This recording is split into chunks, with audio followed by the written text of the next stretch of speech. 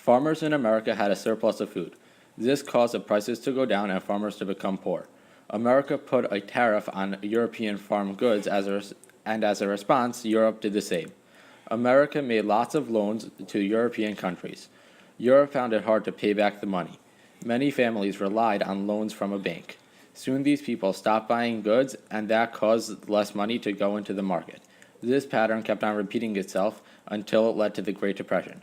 Once the American economy crashed, so did the economy of many European countries. Herbert Hoover believed in a laissez-faire government. He felt that by giving money to the banks, money will trickle down and eventually get to the common people. Hoover believed that every man should help his neighbor.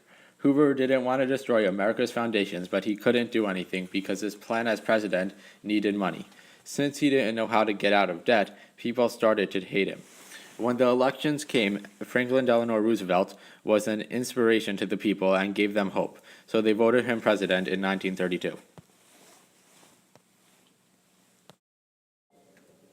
In his first inaugural address, FDR asserted his firm belief that the only thing we have to fear is fear itself.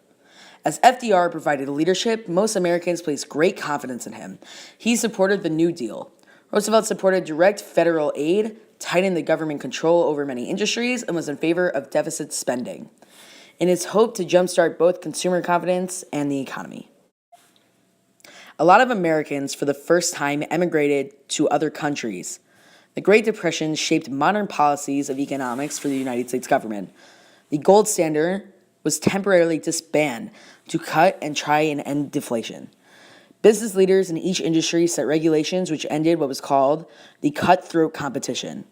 This was believed to be responsible for forcing down prices and profits nationwide.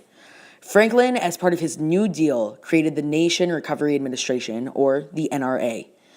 This did all of the following: setting minimum prices and wages and competitive conditions in all industries, encouraging unions that would raise wages to increase purchasing power of the working class, and cutting farm production so as to raise prices and make it possible to earn a living in farming.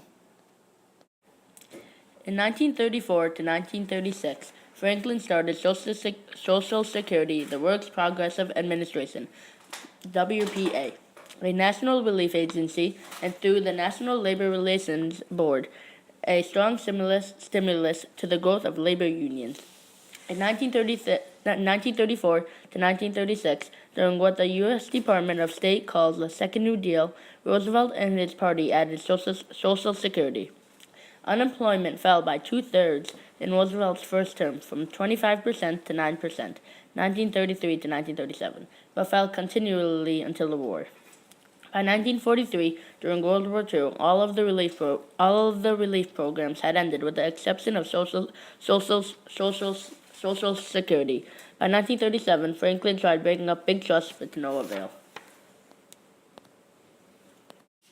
By the end of 1941, before American entry into the war, defense spending and military mobilization had started one of the greatest booms in American history, thus ending the last traces of unemployment.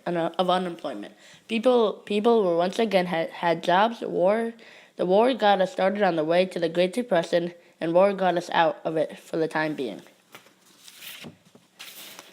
This is a document written by Herbert Hoover to Bruce Barton, an author from New York.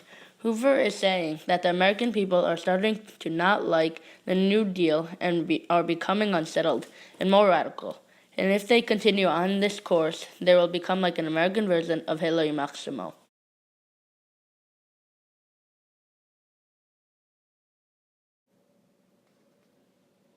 Wikipedia. Hello, I'm the bank. We've run out of money. A generous donation would be much obliged. And if you donate today to your local bank, we're giving out cookies.